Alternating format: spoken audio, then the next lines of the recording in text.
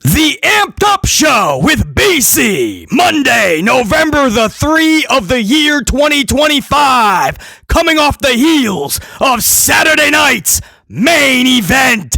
And we got a big Amped Up show for you today. Discussion, news, and hot takes to an amplified level. In the discussion department, oh, we got a good one. Hunter Helmsley, in an interview recently, stating that WWE is more mainstream than ever before. And he must be thinking the deal they have with ESPN and Netflix. So surely if Helmsley is telling no lies, and WWE is more mainstream than ever before, surely the average Joe Schmo that watches zero wrestling every week, surely they can name at least 5 WWE wrestlers of the last 10 years, right? Of the last 10 years, the average person that watches no wrestling can at least name 5 wrestlers of the last 10 years. Because Helmsley said it's more mainstream than ever before. I mean, back in the Attitude Era, the average Joe Schmo that watches zero wrestling could name 5 easily. Doesn't matter if it's Austin, Rock, Jericho, H times 3, the Takers, the Canes, China. You'd be surprised how many people knew China. Ken Shamrock's name was brought up all the time. Ken Shamrock. People that don't even watch wrestling. Oh, I know Ken Shamrock. So today, it's more mainstream than ever before. Surely, the average humanoid that watches no wrestling can name 5. Because that's what Helmsley is saying, right? It's more mainstream than ever before. Or is the sad reality that more eyeballs than ever before can actually view the product, but choose not to? Because a recent little survey was done. A little project, if you will. And you guys are going to be rocked by the results. You shouldn't be shocked. But the results of this little survey is going to rock you.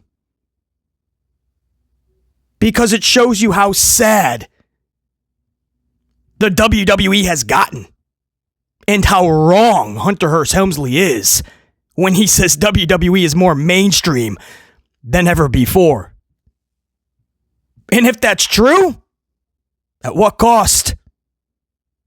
A really big discussion piece coming up later in this show. As far as news, we're only going to cover one big news story. And it's AEW Dynamite November the 12th. I think you know what I'm talking about, and that's all I'm going to say in this cold open teaser. Because, wow, it just got bigger. And I will tell you this, actually, in this cold open. It's going to be middle of November when that show hits the airwaves, November 12th. And it took till November 12th for a pro wrestling show in the year of 2025 to captivate me. Beforehand, to pique my interest for a show that I can actually look forward to. WrestleMania didn't give me that feeling. SummerSlam, especially going into the Royal Rumble and coming out of the Royal Rumble with Jason Ederman, absolutely not. Elimination Chamber, nothing. That the lead dog in the pack, WWE, in this pro wrestling thing, no show that company has been able to produce has got me excited. AEW is coming up with this show that is going to air on Dynamite. And it's the first show in the whole year, 2025, that has piqued my interest. And it got bigger. We're going to talk about that. That's going to be your big news story coming up. So a really great discussional piece coming up. We got a really big news story coming up. And hot takes. You know the hottest takes in this industry right here on the Amplified channel. And this hot take is going to be heated to another degree. We burning the kitchen down with this hot take. And I say we jump right into it. I say we start the show off right now with said hot take, because you guys may have noticed on the Saturday night's main event review that we put up yesterday, my channel members got that late Saturday night. And that was only for channel members till about 10, 11 a.m. the next day, Sunday morning. So that was a big thank you to my channel members. I kept that exclusive to my channel members for a good 10 hours straight up front. So that's just another layer of appreciation for all of my channel members, from gold status to the diamond status to the VIP coffee club. And a lot of you coffee club members, about to hit that 3-year mark, man. We got a whole nother tier coming in another month and a half. So channel members, big thank yous coming to you guys over the course of 2026. I appreciate it big time. But you guys may have noticed in that review, no mention of John Cena in this whole tournament to decide his last opponent. That's by design. That is completely by design. There's no reason for me to talk John Cena and them holding a tournament to decide his last opponent. That doesn't intrigue BC. That doesn't interest BC. The only thing that semi got my attention was when they said some people that don't necessarily work there. So maybe you'll see a Kurt Angle pop up and try to have one more match. I don't know if he even can. I'm just bringing up Kurt Angle. That would be fun. I don't think AEW is going to loan Edge to WWE. And I don't think he would be the last opponent anyway. So he'd have to get defeated in the first round of this tournament? Second round?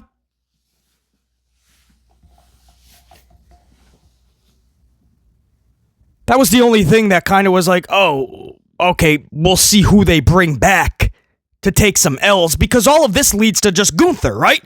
You gotta believe this is all because they showed him in the promotional material. The guy's been gone for months. Why would they just show his face when they were talking about this tournament? It's because Gunther's going to be in the tournament. And that's already the projected match. So we're doing this whole BS tournament because it's a get-out-of-jail-free card for Hunter Hearst Helmsley. Because now he doesn't have to get creative and, I don't know, have a storyline for John Cena. So he has a bells and whistles tournament. That's all this is. This is so Helmsley doesn't have to get creative. The whole year, they've done nothing with Cena. They turned him heel without a plan. Go back and look at the whole year. They haven't had a plan. There's no plan. There's none. How many plans? 0. Nothing. Nada. Zilch. A 0 factor. There was nothing. Turn him heel. And then Helmsley can boast about how he made that decision on Unreal, forgetting to actually follow through with it. So that's why you saw what we got all through summer. Spring and summer of John Cena just kind of aimlessly going through the winds of time of professional wrestling. Nobody knew what was happening. Why is Brock Lesnar attacking him? Why is there no actual story? When it was all said and done, nobody knows what just happened. He annihilates Cena. What are you doing? You just had Brock Lesnar take on John Cena just because? He annihilates Cena. We still don't get an explanation what it was all for. Lesnar once again disappears into the abyss. John Cena all of a sudden announces a match with AJ Styles, again without a storyline. They actually had AJ Styles grab a live microphone on Raw because there was so much backlash. Like, wait a second, we just came from a Brock Lesnar Cena situation that had no story. Now we're going into AJ Styles and Cena that has no real story other than history. And so they had Styles grab a live mic, and Styles said, "We don't need a story." I swear to you, he said, "We don't need a story. We're just going to kick ass." And they went out there and they did like everybody's finisher. And Helmsley called it a love letter to pro wrestling, and all these oh man, all these geeks were just like, "This was the best match of the year. This was amazing." I'm like, bro, they went in there and just did everyone's finisher. I mean, it's a fun little thing. But I mean, what was all of this? What is happening? Is there anything of relevance for John Cena this whole year? This has been such a botched final year. It's been all over the place. I don't even know what's going on. I mean, he's showing up. He turns heel out of nowhere. There's no follow-through. Brock Lesnar attacks him for no reason. There's never a story or an explanation. Then he just jumps after being annihilated by Lesnar. He jumps right into a nothing burger with AJ Styles. They have a weird but fun match. Exhibition, really? And then they just announce a tournament for his final opponent. There's no stories with John Cena. There is nothing. And I'm supposed to sit back and talk about a tournament and how excited I am and how much fun this is going to be. I'm supposed to do that, but you should know by now, BC doesn't do what he's supposed to do. Because we talk in facts. We talk amplified honesty on this channel. This is absolutely stupid. It's a get-out-of-jail-free card for Helmsley and WWE. It allows them to continue to be lazy. No storyline. The story for the final opponent, right? You could have done something fun. If you're trying to get the Gunther and Cena, let's ignite it. He's going to be in Boston for Raw. He's going to be in New York for Raw. Let's go. Let's do some fun stuff. You have all this time to create a really fun storyline. They're going to do a tournament. I am so done with tournaments in pro wrestling. Tournaments every single month, it seems. There's a tournament. There's a tournament to decide a championship, especially if it's vacated. There's a championship to decide, or a tournament to decide the number one contender to a championship. There are tournaments to decide who's a king and a queen. There are tournaments to decide who the best in the world is. There's tournaments to win trophies. And now tournaments to decide who gets to face people. No, just who gets to face John Cena. We're going to have a tournament to decide who gets to face me. That doesn't sound like the most egotistical thing, by the way. You got to believe that wasn't Cena's. I really hope that wasn't Cena's decision, man. That sounds like something directly out of an egotistical narcissist type of Schnoz McGee. We'll have a whole tournament to decide who gets to face you last. What's the positives? BC, we'll see some good wrestling. Not only is this lazy to get to Cena's last opponent, Gunther, this is lazy because now on the shows, we got to watch a bunch of these tournament matches. And unless it's really something really cool, like a surprise, they said some NXT people will be in there. Okay. I mean, you saw that with the Open Challenge when they put Javon Evans versus Sami Zayn. Okay, are they going to have a banger? Are we going to yell, this is awesome? This is an easy way for Helmsley to completely kill an hour for every show leading up to the final match with John Cena. This makes Helmsley's, quote, creative responsibilities and duties even easier. As if he wasn't doing anything to begin with, because he's not. This allows him to do nothing. Oh, we can fill up an hour with tournament shit for John Cena. I'm old school, man. I'm old school. Give me a good storyline so I can really invest into. If the storyline is the tournament and we see one every month, it's overused, it's redundant, it's overexposed. No, thank you. I don't need tournaments every single month for a scripted show. It's not the NBA playoffs, man. The World Series just kicked ass. Unfortunately, it didn't involve my Yankees. Two teams I despise. Because the Dodgers are the Yankees of the National League, and the Blue Jays are literally in our division and beat us. I didn't want any of them to win. I wanted this to end in a double DQ. A no contest. But the Dodgers took it. All right, this isn't sports like that, man. This is scripted television. It's predetermined. And I constantly have to watch predetermined scripted matchups to see who is going to advance in the tournament, who was better than the other wrestler. If you do these tournaments once in a blue moon, okay, that works. That's what keeps it fresh and special. But because we do them all the time, now we're doing them just to see who John Cena doesn't even have a title. This is just, hey, who's going to be his last opponent? Let's have a tournament for it. Because it's easy. It's lazy. It's a get out of jail free card. That's what this is. Let's just do a tournament. And when it's all said and done, it'll probably lead to Gunther and John Cena. You just don't have a storyline. But basically, the story was Gunther won the tournament. Awesome. Because who else is it? It's not going to be anyone. I hear people going, it would be cool if John Cena faced Dominic Mysterio, basically. Listen, if you think a lot of us, I'm going to drop some real talk on you guys. There is a massive part of the fan base that is not fanboying out for Dominic Mysterio. And we don't get the hype. He's a good kid. Good for him. Got a little following. People are like, Dominic, he's fun. But a lot of us are just not seeing it. BC is absolutely not seeing it. When Dominic Mysterio is in a match, I literally could not care less. Judgment Day, I could not care less. JD McDougalburger, Finn Balor, Raquel Rodriguez, even Roxy. How did they make Roxy so irrelevant? I had a feeling Helmsley could do such. But now even seeing Roxy, there's no emotion, no feeling, no nothing. No interest.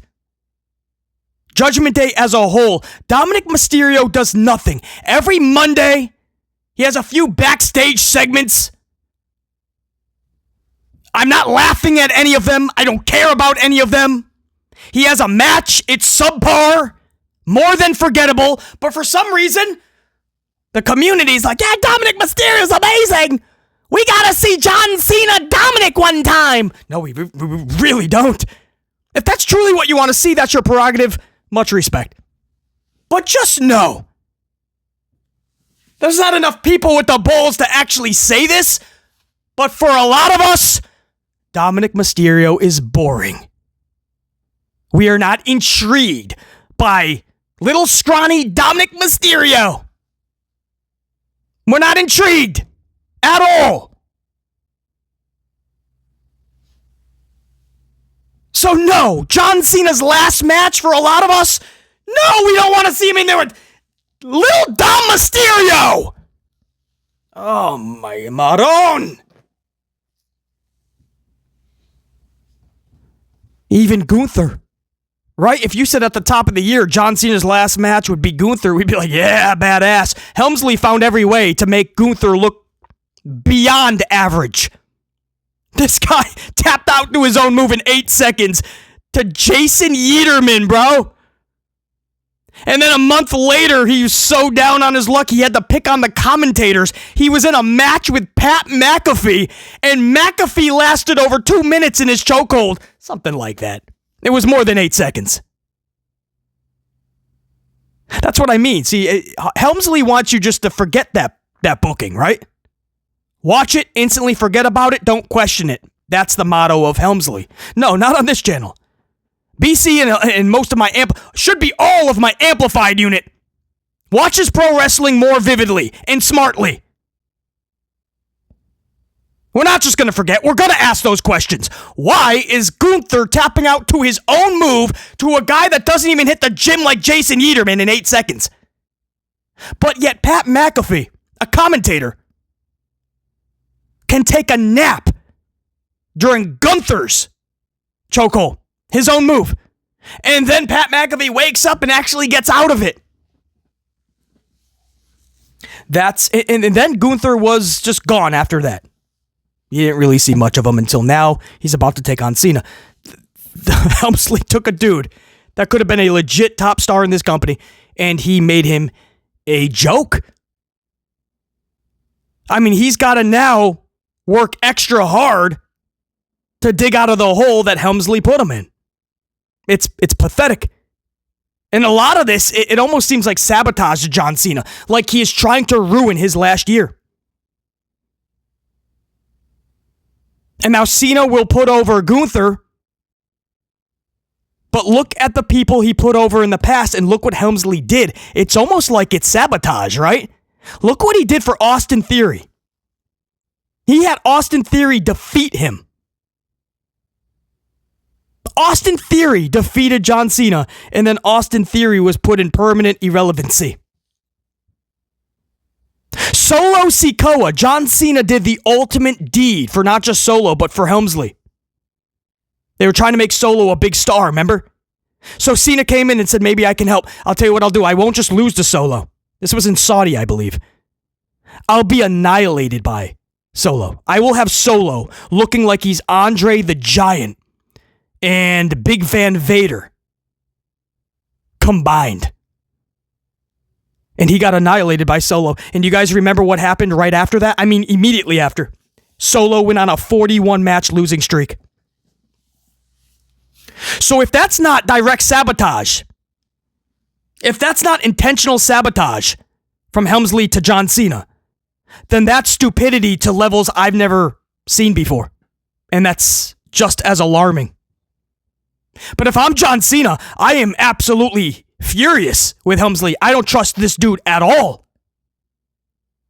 And it's not just those scenarios. Look what happened with the heel turn. Cena trusted Helmsley with the heel turn. He went along with it. Okay, if you think it's best for your business. And Helmsley never had a follow-through, never had a plan. And this whole year for John Cena has been absolutely horrendous to levels I never even thought were possible. There's one common denominator for everything that's been wrong for Cena. Hunter Hearst Helmsley. And now Gunther, the one thing that should have been really good as the last opponent for Cena. But no storyline. Helmsley's going to go with a tournament. That's the story. Gunther earned his way to John Cena. So a heel has to earn his way to get to John Cena instead of doing some heel stuff and making this fun. And building Gunther to be a diabolical heel that we can't stand. No, instead, he earned his way to John Cena, so fans are going to be like, oh, he earned it. He's actually pretty good, huh? This Gunther? He's not a diabolical heel then. And Helmsley doesn't know what he is anyway. He kind of wants him to be a tweener. Remember after the Randy Orton match, he was shaking Randy's hand? And then he was shaking Cody's hand after their match.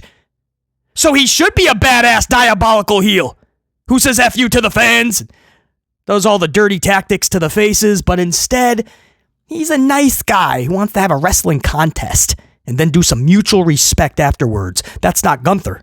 And if you try to make him that guy, then somehow you dig the hole even deeper to a point where he can't even get out.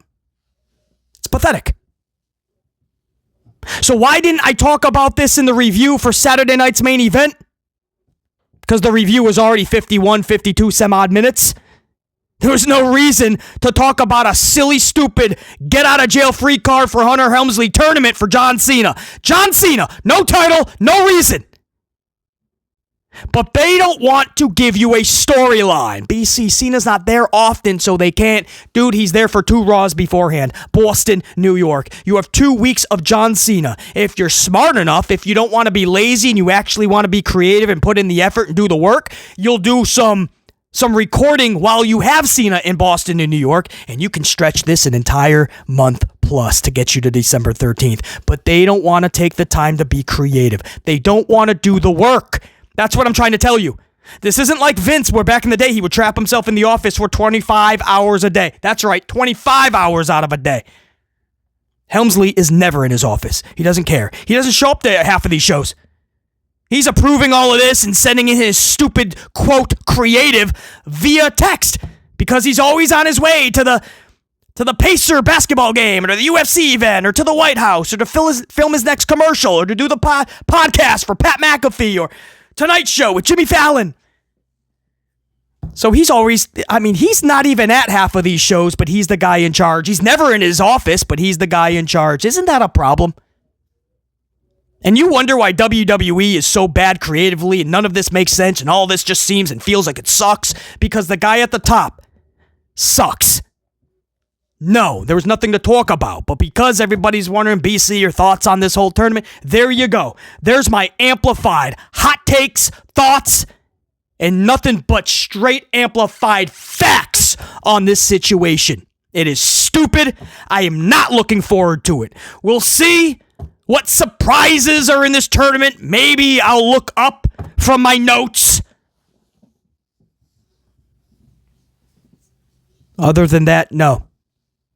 It's not, and I understand there's going to be especially a lot of the younger fans. Maybe they're into this, right? Oh wow, this tournament to decide Cena's number one or no number. What am I saying? There's nothing on the line. His last opponent, a tournament. Wow, Wesley. But again, there's a lot of us fans. Yeah, it sucks that I call this old school. This should just be common knowledge and sense. We want storylines. It would have been a lot more fun if they set up something epic between Gunther and Cena. But instead, we'll find out right before Cena's last match that it is even Gunther. And the story is Gunther earned the match with Cena, and then they're going to show mutual respect after Gunther beats Cena, because you already know how this is going down, right? Gunther beats Cena. He passes a torch. Helmsley will go on in 2026 and completely ruin Gunther again. He'll probably have Yeaterman win the next Rumble and then defeat, Sami Zayn will win the Rumble and then Sam Zayn beats Gunther. Something silly like that. And then Cena will look like more of an absolute joke.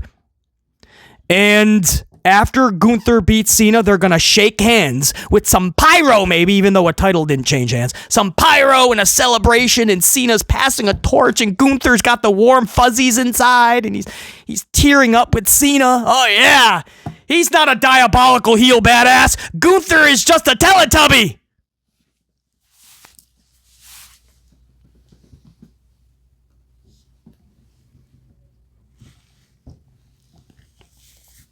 That's all I have to say on that. What was that? About a half an hour just on that? Yeah. See, I had a lot to say about it, and I knew the review was not the time for it. Before I go into we'll save the discussion for a little bit. Helmsley claiming this is the most mainstream time for WWE in company history because Netflix, ESPN. But is it though? There was a little survey done. I'll explain when we get to that part, and you guys are going to be rocked by the results. It's actually sad.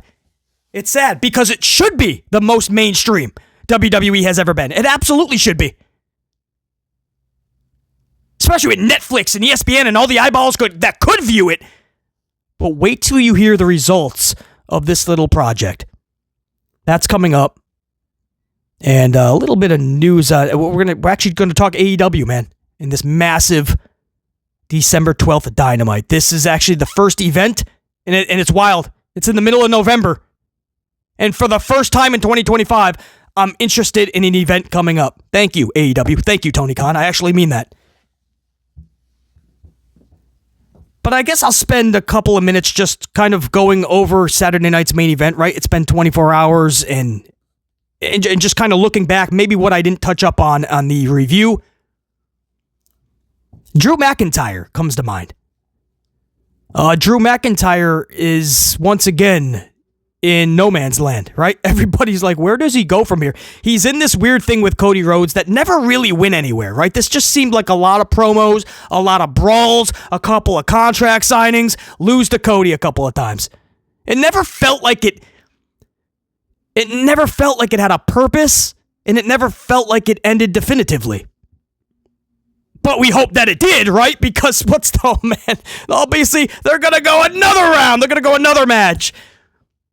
It's not fun for anybody. It's just not. And Drew McIntyre is gaining nothing from this, man. With all the work that he put in with CM Punk, you would have thought that Drew would have been rewarded, right? I mean, Punk just got rewarded finally, took Seth Rollins having to relinquish the championship, and it was over Jason Yeaterman. But at least Punk is hoisting up a world title. I don't think Drew McIntyre is going to sniff a world title under Helmsley. Unless it's like a transitional purpose. Because he's one of those dudes that's a big dude. He's got big muscles. He has a presence, and Helmsley hates that. He can't stand it, especially because Helmsley's got the pacemaker. He can't really lift like he used to. He can't take any extracurricular activities, if you know what I'm talking about. He can't do that anymore. So he's got a pot belly.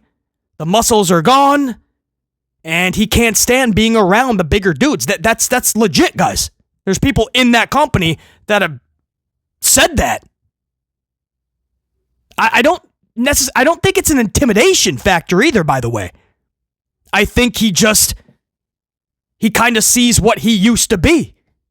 And he doesn't want to push the guys like Bobby Lashley or Drew McIntyre. So he is more than comfortable flip-flopping the U.S. title and putting the bulk of the blue brand on all these kind of smaller dudes or dudes that don't hit the gym, whether it's a Samuel Zayn, Jason Yeaterman, throw Nathan Frazier out there, put Motor City Super Soakers back out there. I mean, if you watch Friday Night, I mean, there couldn't have been many wrestlers on Friday Night SmackDown that were over 6 feet tall.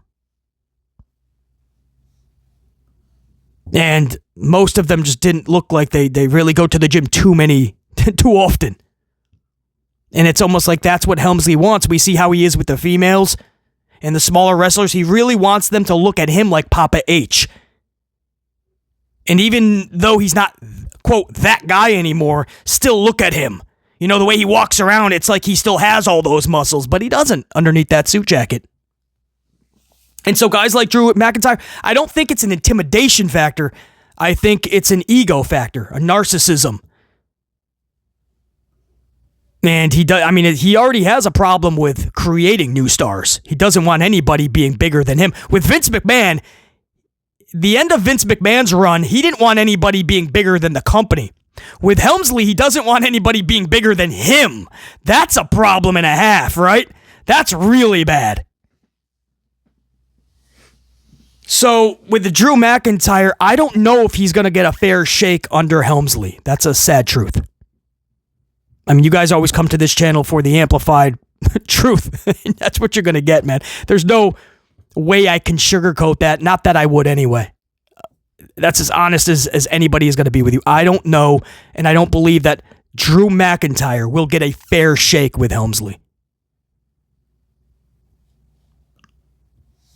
And that's for anybody that really has a presence, man. You saw what happened with Bobby Lashley. You got to lose somebody like Bob Lashley, man. Like, you got to really, like, either not like the dude or not know what you're doing or both. To lose a guy like Karrion Kross just because he has the presence and he has the hot girl next to him, and I think Helmsley's like, that used to be me and Stephanie before the 21 kids and I lost my muscles and all of this. That was us. We were the badass couple. And he loses Karrion Kross and Scarlett somehow. And of course he feels the backlash. So he's like, I'll have some of my NXT kids be Karrion and Scarlett. Alistair, Zelina, get together. Yes, do everything that they did. They're just a little bit of a smaller version, right? And they can look a little bit more at Helmsley as Papa H. They'll listen, whereas Karrion and Scarlett didn't need to. They're old enough. They're not necessarily just Helmsley's kids. He doesn't like that. He doesn't like when you don't look at him as Papa H and you're not one of his guys, right? Look at LA Knight. He's not going to kiss Paul Levesque McMahon's ass. And because of that, LA Knight will be passed over 10 out of 10 times for people like Jason Yeaterman, who are willing to look at Helmsley and listen to 3, 4, 10 hours of his BS stew in a row.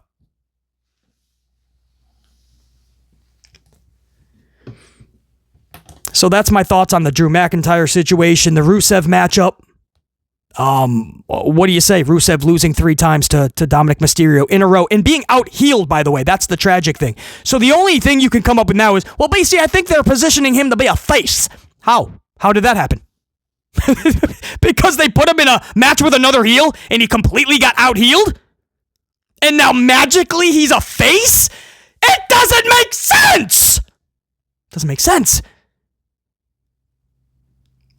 But Helmsley has ran fans into the ground so deeply that they're willing to just tap out and accept things at this point. BC, I hear you, but I'm so exhausted from all of it that I'm just, whatever, man. I say at this point, he's so stale and boring anyway, just turn him face, right, Baszler? No, not right. Not at all. I'm not tapping out for shit. Nope. I'm not accepting this. BC in this amplified unit is not tapping out to Helmsley's BS stew or all his stupid, quote, creative, his botched bookings, or any of his stupidity. It's not happening on this channel. We're not doing it. We're not lowering our bars for this numbnuts. We are demanding that he raises his standards and raises his bar. That's it.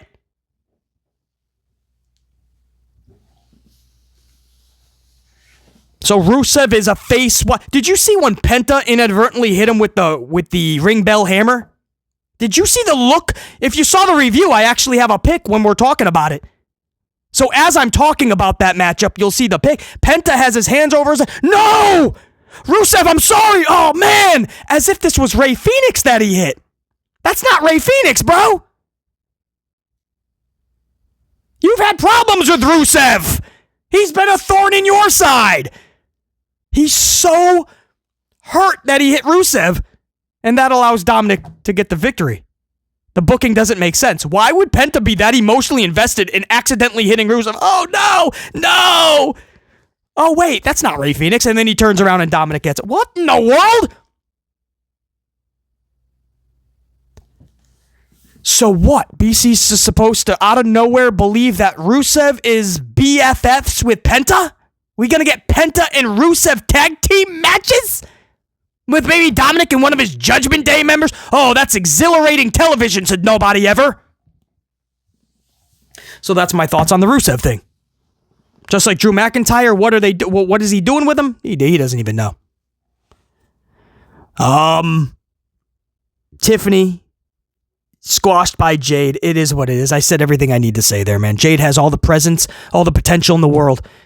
I just can't believe she's not as far along as she should be. I really think a lot of that is, I don't know if she's fully, I can't say for sure, only she knows this, but I can't say that she's fully, head and heart, into this pro wrestling thing. She's complained before about the travel and some of the harder scheduling, and usually when you hear that from people like Brock Lesnar and such, that usually means they're not in this for the long run, or at least not full time. But she's putting in the work now, and we'll see, but usually when you start to hear some complaints from wrestlers and it's not too long into their career, and usually when they're not as far along as you think they probably should be, there's usually a reason for that. They're not as into it as they should be at this point. But they put a championship on. They ended Tiffany Stratton's reign ended, and she got squashed, not just defeated. So they put a big piece of that rocket, if not the whole thing, on Jade Cargill. So the time for training wheels and the time for hoping she gets better and learns this thing quicker, those days are done. They decided to go full throttle with it. I think you can only book her the same way, or she has to be just dominant now, right? Basically what Goldberg was in WCW, she's going to have to be that in WWE. She can't really have good matches past 5 minutes, that's sad to say, but it's true. We all know that, and I like Jade. I'm wishing she was more farther along than she is. So it's really got to be what it was, what you saw, a match under 5 minutes like at Saturday night's main event. I think you're going to have matches that are just a couple of minutes. She's going to have to annihilate people until Bianca Belair gets back, and I guess they do something there. Now that Jade is a, quote, heel, I guess you could do that. That's my thoughts on that. And then, of course, CM Punk, Jey Uso, who's just, making that it was the most disliked upload, man, for WWE when he won that Battle Royal. That is not good when you're trying to sell, right? This was on Peacock, so Peacock's trying to get people over there, right? This is not good when you're trying to sell this event. And it's the most disliked thing on their channel. Like, that's not good. That's when you know, whoa, the dude in charge did not read the room, did he? He really sucks. He made everybody not want to watch this event. And then you saw the match and listen and watch the crowd.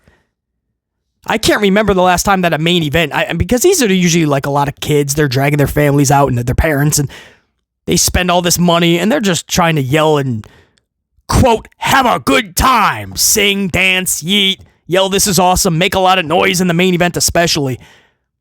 So to watch that crowd just completely just sitting down the whole match, and then you see the dislikes and the backlash they got when this match was announced last week.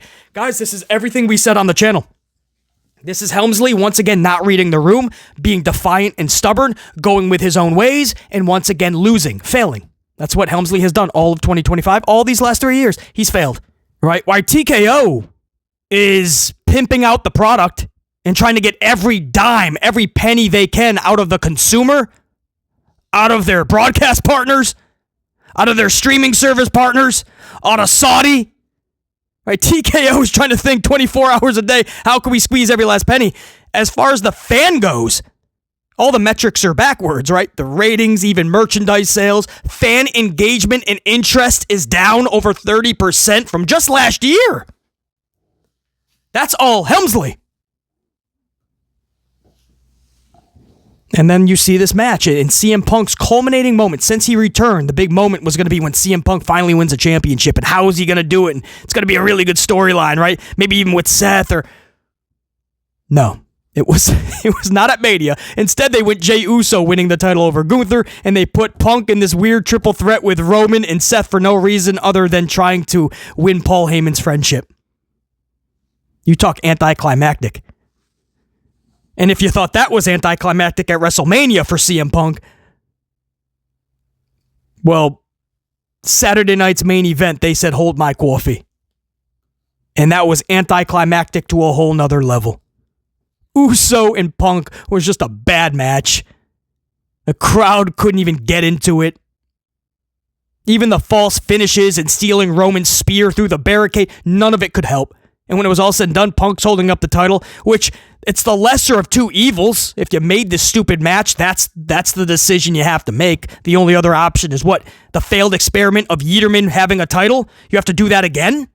You couldn't have that. That's the reason you took the title off of him after just 2 months earlier in the year. It wasn't working. This is what I mean. Helmsley booked to back himself into a corner and he couldn't get out of it. Didn't have the muscles to back himself out of that corner that he put himself in. That's my thoughts 24 hours later of Saturday night's main event. So did they differ from that Raw reaction right after? No, not at all. I stand by every word I said, and then I amplified those thoughts. All right, I want to talk AEW, Dynamite Blood and Guts 2025, November 12th. Props to Tony Khan, props to AEW. This is the first event all year that I'm actually looking forward to. Like, I'm hyped for this. For those that don't know, this is finally a counterpunch that Tony Khan is delivering to WWE. For the entire year, WWE has been countering AEW's programming. Some pretty low-tier tactics. But hey, all is fair in love, war, and business. So they have every right to do that. Is it dirty? Absolutely. That's their prerogative. For the most part, Tony Khan has not punched back. He's even moved his own shows, moved air times, moved dates, because he didn't want to go against him. Wasn't going to play that game. But he waited till the end of the year in a big Hunter Hearst Helmsley match. War Games. That's, by the way, a WCW creation. He just stole the idea from Dusty Rhodes. That was Dusty Rhodes' creation. NXT was Dusty Rhodes, black and gold. But Helmsley gets all the credit. If you only knew, guys, that was Dusty Rhodes. On Vince McMahon's dime, by the way. Doofus' son-in-law just got to ride the company jet in there every week and act like he was Mr. Black and Gold. But that's a Dusty Rhodes concept. But Helmsley he stole that idea too, or at least people think, oh, War Games, it's Helmsley. So this is a big Helmsley match, right? War Games. And Tony Khan said, well, we're going to do War Games. We're going to do our Blood and Guts, and we're not going to do it when they usually do it, like summertime, something like that. They pushed it back to 2 weeks before Survivor Series. So before you see that double ring, double cage at War Games Survivor Series end of November, in the middle of November, November 12th, you're going to see that double ring, double cage in All Elite Wrestling. Now, here's where the problem is for WWE. This isn't just like comparing the two cage matches, the double ring, double cages. AEW, this is their specialty. These type of matches create a buzz in the community. It's these type of matches that usually have fans going, damn, AEW takes pay-per-views and knocks them out of the park. Not a home run, but a grand slam. So the problem for WWE is they're going to go out there, and I'm going to tell you what they're actually producing on this show. Because it ain't one.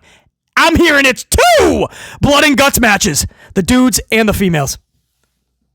But they're going to go out there and knock it out of the park. Bro, not just the dudes. The females is most likely going to have a better match than anything WWE is going to produce at Survivor Series War Games. So that's why WWE, yeah. Oh, they're going to be hurting when AEW produces those 2 matchups, not on pay-per-view, but on Dynamite on Wednesday night, November 12th. That is going to be a massive show.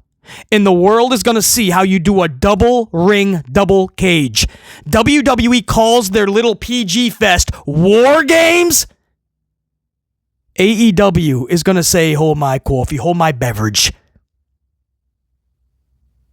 Blood and Guts is going to live up to the name. War Games is most likely, again, not going to. They're going to force Helmsley to raise his bar and raise his standards. But Helmsley wouldn't know what to do if it hit him in the dome piece like a brick. He's going to be lost. And then by the time War Games comes around, everybody's going to go, how do you top what AEW did? And Helmsley's going to be there fiddling his nuts, going, I don't know. Where's Dusty? Dusty's not here. Oh, boy. But in that female blood and guts match, man, you're going to have Toni Storm on one side and staring across from her. Mercedes Moné is going to be in that double ring, double cage. In there with Sky Blue, by the way, who I'm very high on as well. That's going to be hella fun. And then you throw in the dudes, the conglomeration versus the Riders. If you thought a fish tank set the world of pro wrestling into cry mode, if you know, you know. A fish tank! Nah, man. This is AEW's chance to show the world. They are going to do their version of this. We're going to do our version. You guys decide. So a lot of you guys didn't know, but from what we are hearing, both Blood and Guts matches will be on air on that same night, November 12th, during the Dynamite broadcast. The female and the male, women's and men's Blood and Guts matches. Both of them on the same show.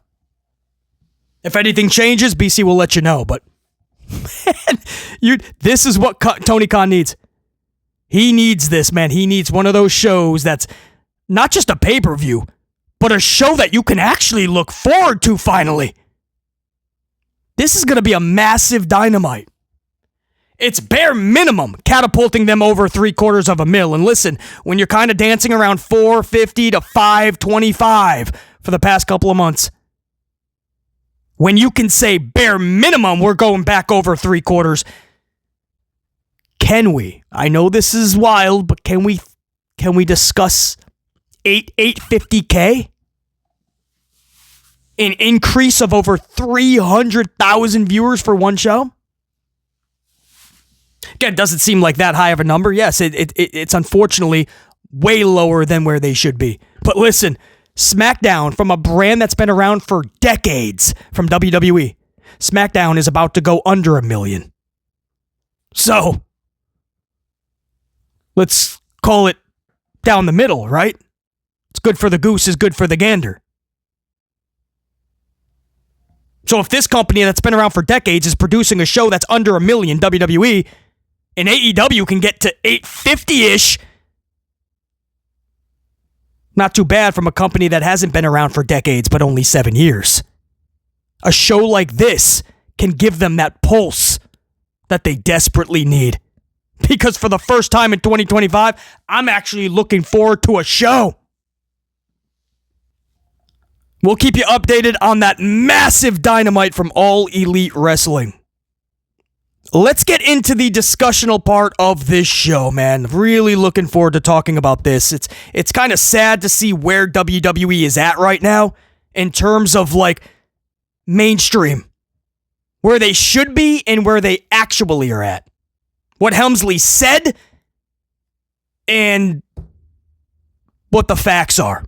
This next discussion I originally thought would just be fun, but the more I thought about it, it's also alarming and highly concerning for WWE and really pro wrestling in totality. And it stems from a recent interview that Hunter Hearst Helmsley did, where Helmsley claims that WWE is more mainstream now than ever before. Doesn't matter the era, doesn't matter the star power, now more than ever, WWE is more mainstream. So that interview Helmsley did coincided with a friend of mine whose son asked his dad, "Dad, next time you go to work, can you ask everybody you work with that does not watch pro wrestling if they can name 5 WWE quote superstars?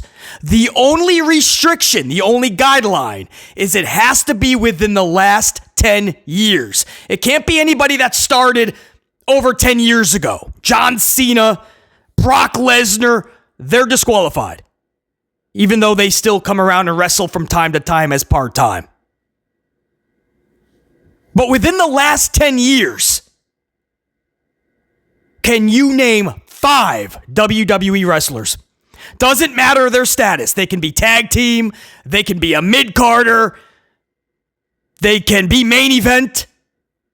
Female, male, doesn't matter. Current wrestlers. Name 5. And his son and his friend was conducting this survey, doing this project. I still don't really know what it was for, but I'm glad they did it,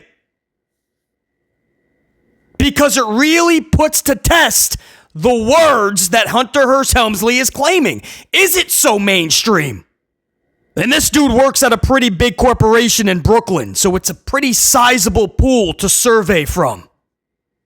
And over the course of 2 days, over 50 individuals offered their answer to this kid's father.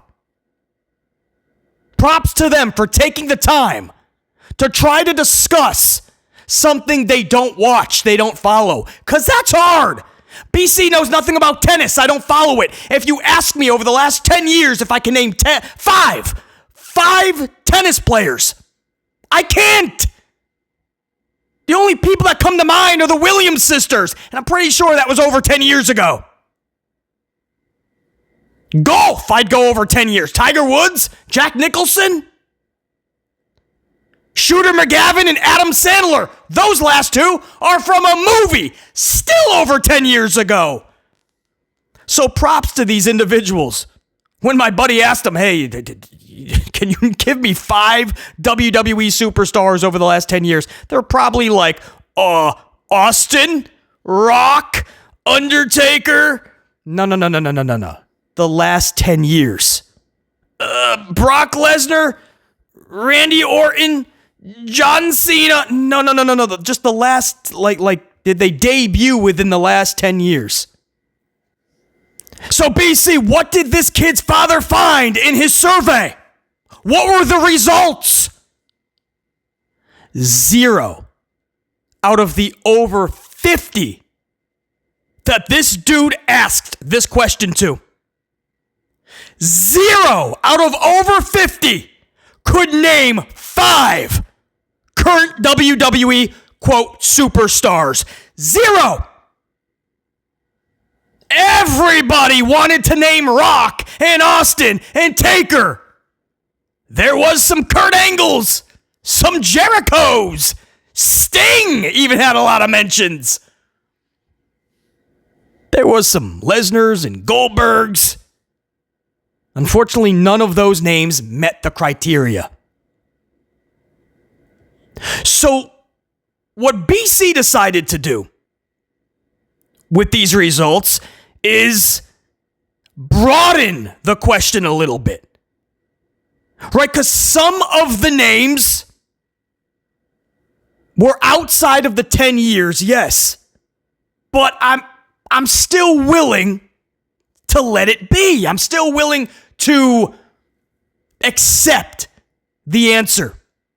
Names like Cody Rhodes, CM Punk, and Roman Reigns. Okay. At least they knew that. Several of these over 50 participants in this study, several individuals actually mentioned one, two, or all three of those names. Now, of course, Roman Reigns I'm pretty sure Roman Reigns has been doing this a little bit longer than a decade, right? I'm pretty sure. If not, then he just made the within 10 years. But I think it's been a little bit more. CM Punk has definitely been in WWE longer than 10 years. Or at least started way longer than a decade ago. And Cody Rhodes obviously has been doing this wrestling thing longer than 10 years. So, they technically would be disqualified as an answer. But because nobody can offer any names, we have to try to broaden this out to make it a little fun. Let's just use those. Let's say that's 3 of the 5. Cody, Punk, Roman. We'll let it slide. We'll count it. Don't you think it's absolutely tragically sad that nobody could name anybody else? Nobody else. And I guess we shouldn't be shocked. Do you think somebody that doesn't follow pro wrestling, they're going to work in Brooklyn, do you think they're going to go, Sami Zayn? Sami Zayn, yeah, I know of Sami Zayn. He's really huge. He's huge all over the world. Sam Zayn, yeah. And his buddy, Calvin Owens, right? Kevin. Yes, Kevin Owens, that's it. There's 2, Sammy and Kevin. Do you think people are honestly going, Jey Uso? Yeah, that's it, Jey Uso, right? He's a big star. I know Jey Uso. He's up there with, Stone Cold, Rock, Taker, Jey Uso, yep. He does all the, what is that dance he does with his arms? What is it? Yeah, yeeting, yep. So Jey Uso, no, you mainstream Hunter Hearst Helmsley? Mainstream? More than it ever has been. This is the words from Hunter Hearst Helmsley. Now more than ever, WWE is mainstream. So he's obviously counting stars like Steve Austin and The Rock, Taker, and so many others. And Jey Uso and Sami Zayn is the catalyst for that. Those are the stars that Helmsley is trying to make within the last 3 years up front. Who do you think they're saying? Honestly, who are they going to say? Drew McIntyre. Yeah, Drew McIntyre. And Ilya Dragunov. Gunther. Yeah. The dude, what is that tag team? The Pretty Deadly. Kit Wilson. Nathan Frazier. John Gargano. What'd I do? Did I just name 7 or 8? No, they're not. They're not. They couldn't name any names because it's not mainstream. Nobody knows any of these individuals. That's why. That's why numbers are going backwards. And I'm not talking financials. Not financials. That's different. Of course, they can make all these profits. They're absolutely pimping out the product that Vince McMahon created. It's that simple. It's not rocket science. Vince McMahon created this product. And everybody said he was a ruthless businessman. And he was. But he had boundaries. So TKO comes in, Mark Shapiro. Mark Shapiro, the president of TKO. And I quote, said Vince McMahon never maximized the dollar. So what he's telling you is that Vince McMahon never priced out families. We, TKO, oh, you bet your ass we're going to price out families. And what he did was he raised the ticket prices 10 times what they were just 5 years ago. Yeah, you're going to make money up front when you do that. Especially when you take away house shows and you raise the prices of the shows that are going to come to town. So what you're doing is you're creating a demand. Because there's less shows coming to the town, but you're going to jack those prices up. And then Mark Shapiro says, well, Vince didn't maximize the dollar. You see, we're going to take a lot of these events. We're going to go outside the U.S. now more than ever before, where there's already a demand outside the U.S. Right? These are countries that don't get to see WWE live a lot. And not only are we going to do that, TKO said, they said we're going to take premium live events, the pay-per-views. We're going to bring them out of the country several times a year. Yeah, you're going to make some money up front doing that. And then they took the Saudi Arabia deal that Vince originally cut. And they said, we're going to maximize this even more. We're going to give them more premiums. In fact, what we're going to do to make a lot more money from Saudi, we're going to pimp out Royal Rumble, and we're even going to pimp out WrestleMania to Saudi Arabia. We're going to pimp out our biggest shows to make sure we maximize that dollar, end quote. So yeah, financials, man, they should be through the roof. You're absolutely gouging your own consumers. You're gouging your own audience. You're taking every penny, but that eventually wears itself out. If you're just going to pimp out the product that Vince created, and in the process you're creating nothing,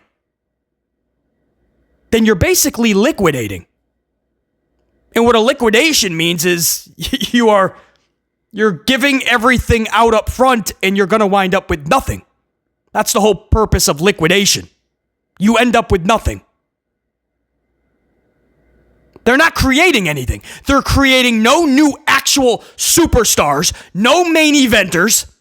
Not that the grander public actually cares about. If you think Jey Uso and the kids that yeet in the arena is transferring or translating to those adults watching at home, if you think that all-important 18 to 49 demo is yeeting at home, come on in, everyone. We're yeeting. It's yeeting time. Here he goes. Oh, here he goes. He's yeeting. Oh, he's going to go over here now. Watch him. He's yeeting. Oh, all the kid. Oh, hold on. He's going to pick up the baby right here. Come here. Hey, Lucy, get over here, Lucy. You got to see this. He picks up a baby, and then he's going to sit it down, and all the kids will gather around, and they're going to start yeeting. You got to sit down for... Lucy, where are you going? Where are you going? He's going to yeet. You're missing it. Whatever. Here we go. You ain't going to ruin my time. Yeet. That's your fault you missed. Oh, hold on. You know what? Music stopped, but he's going to do it. He's going to do one more time. You better get in here, Lucy. Here he does it. Oh, here he goes. He's looking at the camera. Here he goes. Ooh, one more time. Here goes the music. Yeah. Come on. Lucy, where are you going, man? You gonna walk away?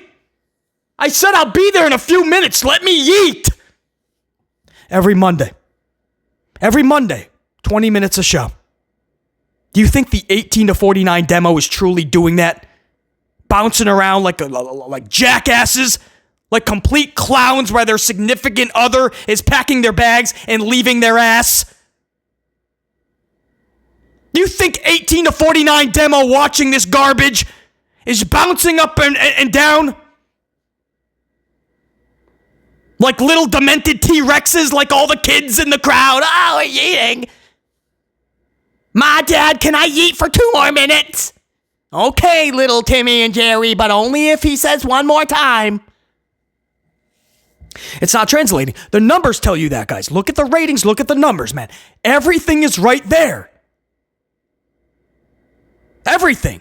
They're record revenues that they claim for the last 3 years, but you're not hearing it so much lately, are you? Of course not. But all of that didn't come from the consumer.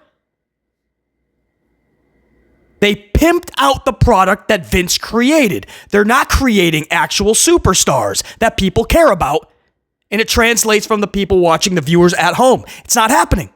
That's why numbers are going backwards. They're not creating a buzz. They're not creating excitement. They go to ESPN. Their own writers for ESPN panned the Palooza of wrestling. Basically said it sucked. The people from ESPN were not even happy with the first event that aired on ESPN. Fans absolutely ripped it apart, and it was justified. So they cut this big deal with ESPN. WWE found another or several more poor souls to absolutely rob and rip off. ESPN, the latest victims, because they didn't hear what Fox said. Fox was trying to tell everybody, don't do business with this version of WWE. They'll take the money, they'll cash it, they'll leave you high and dry. Because they're not going to give you anything in return. You're not going to get a good product. They don't care about the product. They don't put any creativity or effort into this. So because they're on ESPN and they think that SportsCenter plays some of their footage after every Monday Night Raw, that's mainstream. It's not. Because sports fans, when that comes on ESPN, is going to piss. They're going to make a coffee. They're going to bang their head on a wall somewhere. This small sample size, with this dude going to his job site and asking 50 plus individuals that don't watch pro wrestling if they can name 5 current WWE superstars, and they couldn't name anybody unless it was Roman, CM Punk, Cody, which I'm pretty sure all have been doing this 10 years plus. You're telling me that's not sad? Back in the day, man, you'd be spitting out Austin, Taker, Rock, Angle, Jericho. Dude, legit. This is real talk. China would be one of the 5. A Jericho or an Angle, Helmsley, all of them would be booted. A lot of people would tell you China if you asked, can you name 5 top stars right now? From people that didn't watch WWF back then or the Attitude Era, but they knew China. You could spit names left and right. I actually felt bad just thinking about like these people being asked that don't watch WWE. And they're probably like, because that's what my buddy said. He said a lot of people were asking like, is this person still around or this person still around? And it was like, no. Or once in a while they have a match, but that doesn't count. They started over 10 years ago. So they were trying, right? They were bringing up all these names from the past, but it's not mainstream anymore. That's the sad part. So when Rock tries to sell you that wrestling is cool again, and Cody tries to tell you that it's the best era of all time, and Helmsley tries to sell you that this is the most mainstream WWE has ever been, it's a crock of shit. Nobody that doesn't watch WWE is going to name Sami Zayn, Jey Uso, Dragunov, Jim Uso, Drew McIntyre,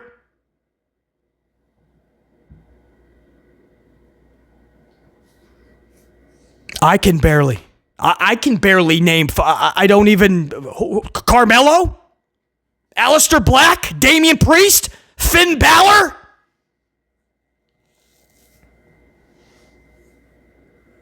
I mentioned China, right? Back in the day, you could a person that didn't watch could name China. What are the ladies today that are captivating the world that doesn't watch wrestling? I don't know. Is there? I'm really big on Mercedes Moné. I can't tell you that a casual fan, or no, of a person that does not watch wrestling at all. It's not casuals that were asked. Fans that don't follow wrestling, I can't tell you that they would spit out Mercedes Moné. Charlie Flair? I can't even tell you that. Because on this sample size, nobody said Charlotte Flair. They certainly aren't spitting out Nia Jax.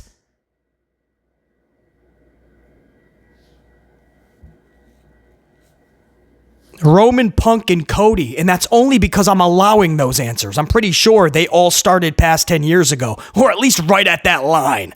But and Roman is part-time. Punk is going part-time next year. But I'll give him Cody for sure. That's 3 years plus with Hunter Hearst Helmsley. And he refuses to create stars that transcend past the arenas into the 18 to 49 demo at home. And because of that, this is what you get. So this is a really big discussion because it comes from those big words that Hunter Hearst Helmsley claimed in his latest interview, that wrestling is more mainstream now than ever before, but also with this little survey from a small sample size, but it gives you insight. Is Helmsley correct? Is pro wrestling so mainstream that anybody, you can pick anybody that doesn't watch professional wrestling, more specifically WWE, and they can at least name 5 names, 5 pro wrestlers within the last 10 years? It sounds easy, right? Of course, anybody can name 5. No, it's not. Especially when technically Roman, Punk, and Cody should be disqualified from discussion. So if I do take those 3 away, who do you have? Who the hell's going to name 5 individuals? Who's naming Sami Zayn and Jey Uso? What's up, unit? Future BC coming at you. Just realized we never recorded an outro for today's Amped Up. So for now, until next time, and there will be that next time, BC saying check ya, unit, salute!